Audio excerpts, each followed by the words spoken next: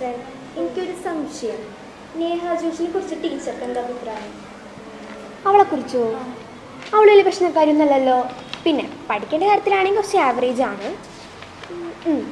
പിന്നെ ഒരു കാര്യം ഞാൻ ഇപ്പോൾ കുറേ നാളായി ശ്രദ്ധിക്കുന്നു. എല്ലാ പീരീഡും ഇപ്പം അവളുടെ മുഖം ഇപ്പം വിഷമം കലർന്നിരിക്കുകയെന്ന് എല്ലാ ടീച്ചേഴ്സും പറയുന്നത്. എന്താ കാര്യമൊന്നും എനിക്കറിയില്ല. പിന്നെ ടീച്ചർ എന്താ പറഞ്ഞല്ലോ ഒരു സംശയം? എന്താ? എല്ലാ ദിവസവും ഉച്ചഭക്ഷണ സമയത്ത് 2 തവണ വന്ന് നിൽക്കാൻ ഞാൻ ശ്രദ്ധിക്കാറുണ്ട്. പല തവണ ഞാനത് നോട്ട് ചെയ്യുന്നു. ഏയ്, അങ്ങനെ വരാൻ വഴിയില്ല. എന്തായാലും നേഹ ഒരു മിഡിൽ ക്ലാസ് ഫാമിലി അല്ലേ. പിന്നെ അവളുടെ ഫാദർ ഗൾഫിലെന്തോ വലിയ ബിസിനസ്സാന്നൊക്കെ കേട്ടെ. പിന്നെ അവളുടെ അമ്മ ഹൗസ് വൈഫാണ്. 2 നില വീടും കാറൊക്കെ ഉണ്ടല്ലോ.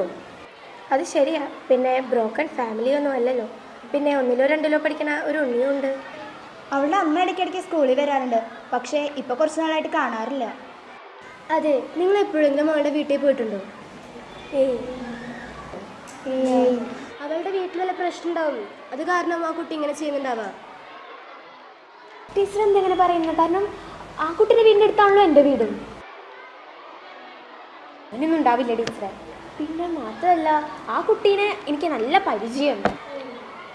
കാരണം ഈ സ്കൂളിലേക്ക് വരുമ്പോൾ തന്നെ ആ കുട്ടീൻ്റെ വീടിൻ്റെ മുമ്പിൽ കൂടെ ഞാൻ വരാറുള്ളൂ.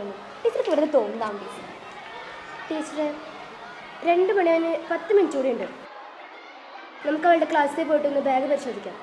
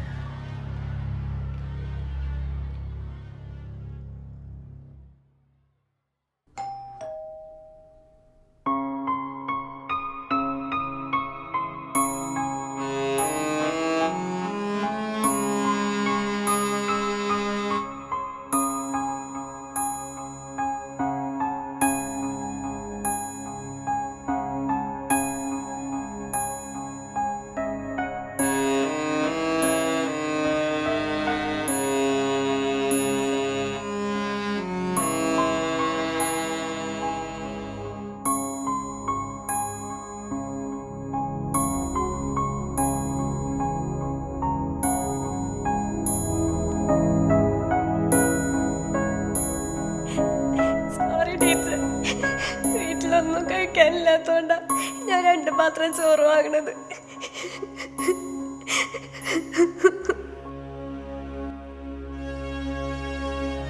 ടീച്ചർ, ഇതെന്തു പറ്റി ഷൈനി? ഫ്ലാറ്റ് പണിയുന്നതിൻ്റെ നിയമം തെറ്റിച്ചെന്ന് പറഞ്ഞ് ജോഷി അവൻ ജയിലിലടച്ചു. 1.5 വർഷമായിട്ട് ജോഷി ജയിലിലാണ്.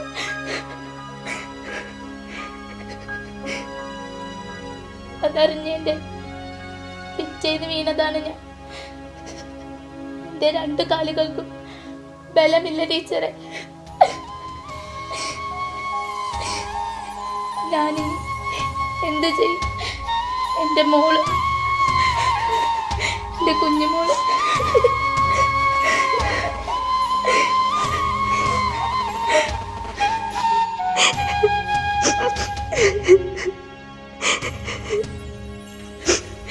കുഞ്ഞുമോള്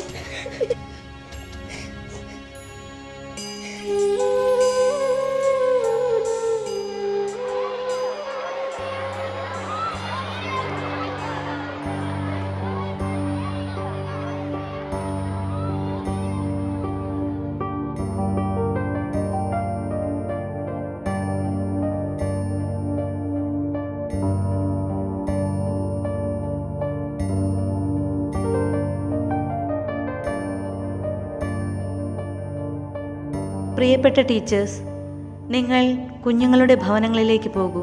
അവരുടെ വേദനകളിൽ പങ്കുചേരൂ. നിങ്ങളാലാവും വിധം അവരെ സഹായിക്കൂ. അപ്പോൾ നിങ്ങളുടെ നേർക്കാഴ്ചകൾ കൂടുതൽ തെളിവുള്ളതാകും.